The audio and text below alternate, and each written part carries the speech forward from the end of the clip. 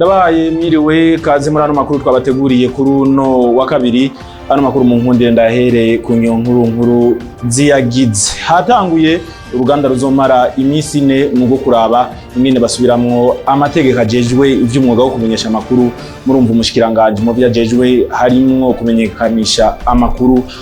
Mu ntango zano makuru nayo abadandaza bakorera inyuma y'isoko ya Kamenge nshasha iheruka gusanurwa badandaza ivyamwa bavuga yuko bafise ingorane zitari nke, navyo twabiteguye muri ano makuru. Amakuru saya gusa aya n'ayandi ni mukanya ndabaramutse nongere ndabaha ikaze.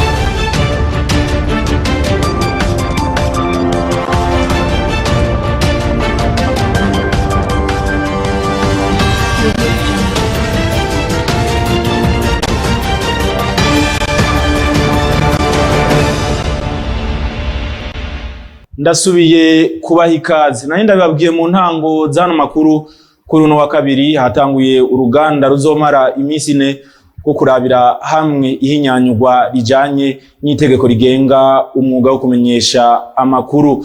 Ubushikiranganje mu vyo bujejwe harimo kumenyesha amakuru ukaba ari bwo bwatunganije ubwo ruganda bari kumwe n'ishiramwe mpuzamakungu UNESCO. Kurikira umushikiranganje Leokadi Ndacayisaba ajejwe kumenyekanisha amakuru akabasubirwamo mu Kirundi na Mirix Mugisha. Kugira dushikane igisata cyo kumenyesha amakuru ku rundi rugero, ibiganiro bizofasha umumenyesha amakuru n'abakorera ku mbuga ngurukana bumenyi gukurikiza amategeko abagenga. Abitavye ibiganiro bazodufasha kandi gutahura amategeko agenga umwuga wo kumenyesha amakuru. Haracaragahaze kubijanye n'igwirirana ry'ibimenyesha amakuru. Mu mategeko handitse ko umwuga wo kumenyesha amakuru ukorwa hakurikijwe amategeko y'u Burundi. Musabwe kugerageza gushiraho urutonde ruzofasha abamenyesha amakuru kutagwa mu mutego wo kutamenya. Kuri uno wa kabiri ishirahamwe Komifak ryatanze ibikoresho vyo kwikingira ikiza ca COVID-19 shamba yegereye ku mashamba agera kuri 6 yegereye aho ingenzi zikunda kuja kugendera. Ivyo bikoresho bikaba vyahawe ubushikiranganje bw'uburimyi n'ubworozi. Gilles Verne Nakimana mu mbere yo gufasha bene gihugu begereye amashamba kwikingira ikiza ca COVID-19 shirahamwe Komifak Commission de Forêt d'Afrique Centrale bicishije ku kigo BPE gikukira ubushikiranganje bw'uburimyi n'ubworozi batanze ibikoresho byo kwikingira ico kiza. Ku bwahatunga Imana Berkimas arongoye BPE ngo ivyo bikoresho bizohabwa amavuriro 6 yegereye amashamba kuko abene gihugu baho bashobora kwanduzwa n'ingenzi zije kugendera mu mashamba. Ibikoresho vyaje kugira bishigikire ubushikiranganje binashigikire niko gije kwingira ibidukije mu Burundi kuko murazi yuko ingenzi nyinshi zigendera ibibanza bikingiwe na cane cane amashamba akingiwe, ugasanga rero ko abantu bagira uruja n'uruza muri ivyo bibanza. Hari igihe ushobora gusanga n'uyu mugera wa corona utera uzuriyongera. Nico gituma rero twaciye dushima yuko amavuriro asanzwe yegereye ivyo bibanza bikingiwe ariyo ahanini yoronswa ivyo bikoresho, hamwe n'abasanzwe badufasha mu gukingira ibidukikije. Mwabonye nk'abaserukira ishirahamwe Inipurba ry'abatwa kuko nabo nyene turazi yuko hariho benshi usanga babana nayo mashamba nabo nyene mu baronkejwe ivyo bikoresho. Ivyo bikoresho vyatanzwe bikaba bifise agaciro k'imiliyoni 73 z'amafaranga y'amarundi. Gilles Verne Nakimana urakenewe kuri iyo nkuru wadutohoreje. Nari nababwiye mu ntango zano makuru abadandaza b'ivyamwa bakorera inyuma y'isoko nshasha ya Kamenge iheruka gusanurwa bamenyesha neza yuko bariko bakora nabi mu kazi kabo ka misi yose, bagasaba ko bokoroherezwa mu guhabwa ibibanza bizimbutse cyane cyane ko muri iyo soko indani hakiri ibigaragara. Elvis Munyaneza. Inyuma yaho isoko nshasha ya Kamenge yinjiriwe ibibanza bimwe biracagaragara nubwo hatabuze bamwe badandariza inyuma y'isoko. Abo twasanze abadandarizaho ivyamwa nkuko muvyibonera n'isuku rikaba ririke cane. Abo twayaze batashimye kuja mu masanamu baridoga uburyo bakoreramwo kuko bataguma mu kibanza kimwe. izindi ngorane bahura nazo ni mu gihe c'imvura kuko baca bahagarika gukora. Impamvu ngo bamwe bashimye kuguma bakorera hanze ni igiciro c'ikibanza kizimvye cane, kaba bafise umutahe muto atayo binjiza abafasha kuriha ikibanza. Nta bibanza twashoboye kuronka kuko mitahe yacu ni mito, hama ibibanza navyo byo mu isoko birazimvye, natwe tukaba dufise imitahe mitoyi ntitwashoboye kuronka aho dutereka. Uwundi mudandaza twayaze asaba ko bofashwa bakaja ahegereye isoko kuko ariho baronka abaguzi bakwiriye. Ico twobasaba nuko mwodushikira imbere kwa nyakubahwa perezida wacu ari we nyene muvyeyi wacu, niwe turiko turasaba kugira badusabire basi n'isoko bodushiramo kugira twese tuve muri iri barabara kuko nibitworoheye kuja mw'ibarabara uri harya baza batwirukanza ngo hana kibanza gihari, twakwinjira mu isoko ngo nimuraronka ibibanza nimusohoke hanze kubera mu gatondo twagiye baca batubari ati nimugende mwese abafise utumeza mugende kwibarabara muze kurindirira inyishu mw'ibarabara. Mwomenya ko ico kibazo cabo gisanzwe kizwi n'uburongoye isoko, bakaba barindiriye inyishu ya meri ngo batunganirizwe. Elvis Munyaneza, uruzi ntahangwa igice cyo kumugoboka kumutanga side ni hano mu gisagara ca Bujumbura rurageramiye amazu amwamwe yo ngaho kumugoboka. Ikindi kigeramiwe ni barabara rijaho hantu. Arlette Mugisha yakubitiyeyo. Nibatatabara bikigendeka bazotabara bitagishoboka.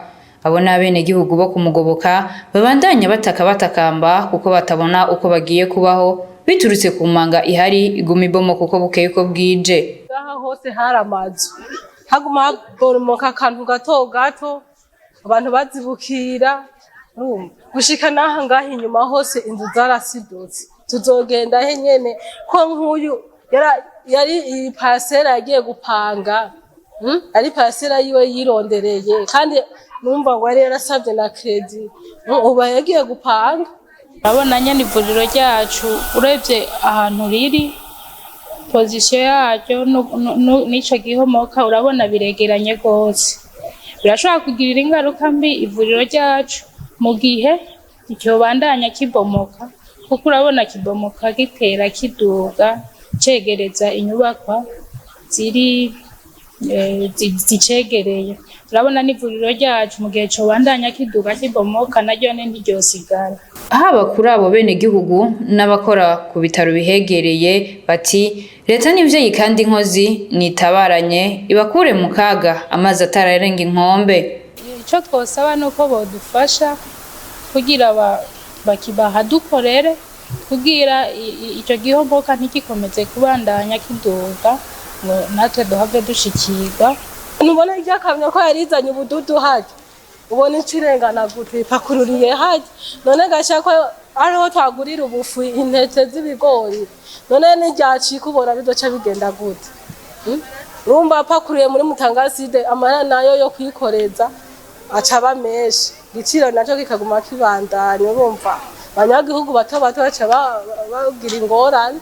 Ico kimanga kikaba kimaze igihe kitari gito gitanguye kubomoka, hakaba hamaze kuba uruhombo runini kuba harangurira imirimo n'ishirahamwe Regidezo ririmwo. Arlette Mugisha, nawe urakenuye. Uburundi bwaronkejwe ikarata yerekana ingene buzokinga ibiza n'isibe. Iyo karata ikaba yakoreshejwe n'ishiramwe mpuzamakungu OIM bari kumwe n'ishiramwe ry'ibihugu vya Buraya. Raymond Prosper niyo nkuru. Ishirahamwe mpuzamakungu ry'abimukira OIM rifatikanije n'umuryango w'ibihugu vya Buraya Union Européenne barakoze ikarata yerekana ingene hokingwa ivyaduka n'ibiza bitandukanye, ico bita cartographie multirisque mu Gifaransa.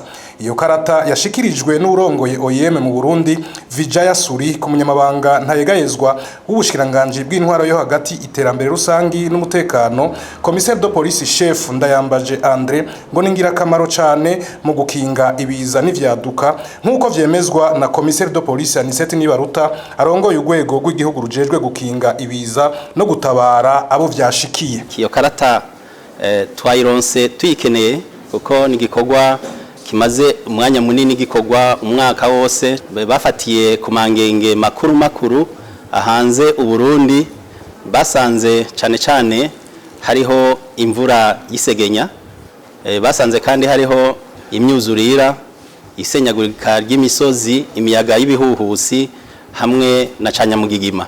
Iyo karata rero izodufasha ubwa mbere na mbere kumenya neza ayo mangenge ayariyo n'ahari kugira ngo dushobore guhangana nayo.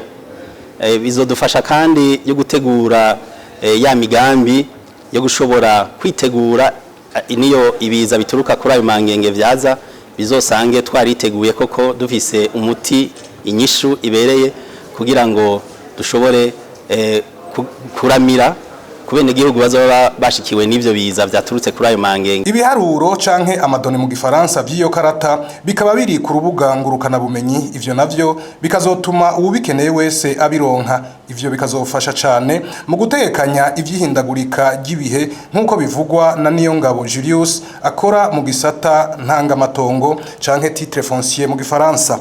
Ubu rero mu ntumbero ya leta nuko ubu buhinga bukoreshwa ubwa mbere mu bisata vyose, hanyuma rero muri iki gisata bafashe ya mbere aho ibi vyose bijanye n'ihindagurika ry'ibihe, ibijanye n'ibi vy'amakatastrophe, amariske vyose bazaba babifise ku makarata, hanyuma rero bigaca biborohera mu gutegura ibijanye nibica bikurikira. Iyo karata yerekana ingene hokingwa ibiza n'ivyaduka ikaba yakozwe n'abahinga bava mu bihugu by'Ubufaransa, Ubutaliyano na Espagne mu kiringo kingana umwaka. Emo Prosper niyo nkuru nawe urakenuye ni nonga duce turangiriza amakuru twari twateguye kubashikiriza kuri uno wa kabiri.